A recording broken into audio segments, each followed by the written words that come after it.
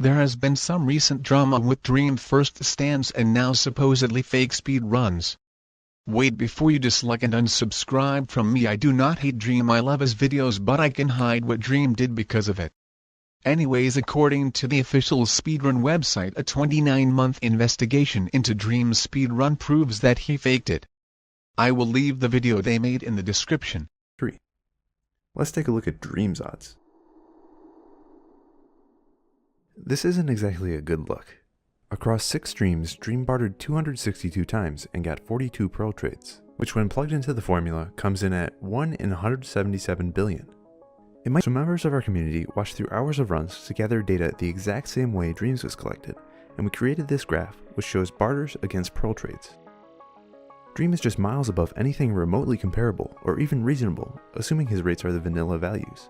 This information has been public to him. This does not look good for Dream. He later replied saying that the investigation was biased, and after that saying it was a glitched game.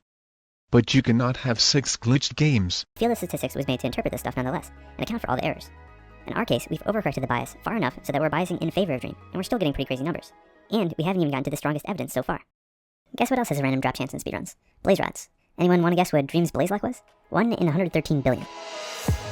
Again, we go into this in much more detail in the paper, and we don't have much time to talk about it here, but the blazes pretty much follow the same logic as the pearls. Here's a graph showing the other runners, and it's pretty obvious they haven't learned how to get Dream luck yet. Now, this really isn't looking too good for Dream. Biasing in favor of him, giving very favorable circumstances, and assuming the best, the odds for all this happening is still around 1 in 678 trillion. Well, that is before we account for p-hacking, basically saying, let's be generous and say there are 90 ways to investigate 2 types of RNG. If someone malicious was looking to cherry-pick data, then they would just choose the most unlikely one out of the 90. So, since we want to correct for this potential bias, we divide 678 trillion by 90 and get a value of 1 in 7 trillion, which as you may notice is still a ridiculously... While all this is happening, it's hard to criticize Dream because he is a good content creator. He also has a large army of stands ready to dislike any video. But this cannot be ignored. People feel entitled, and when the game they play doesn't give them the luck they need, they become increasingly frustrated. On top of this, having talent and deep knowledge of a game makes you a better cheater. The fact that better players make better cheaters means that arguments such as, he's such a good player, he has no reason to cheat, are fundamentally flawed. When Billy Mitchell and Todd Rogers were exposed as frauds, this was one of the most common arguments their defenders tried to make. If anything, having a better understanding of a game makes you more likely to cheat. This is why, at the top level, proof standards are so important. I know the idea of Dream cheating can be unsettling to his many fans out there. I mean, I like the guy too.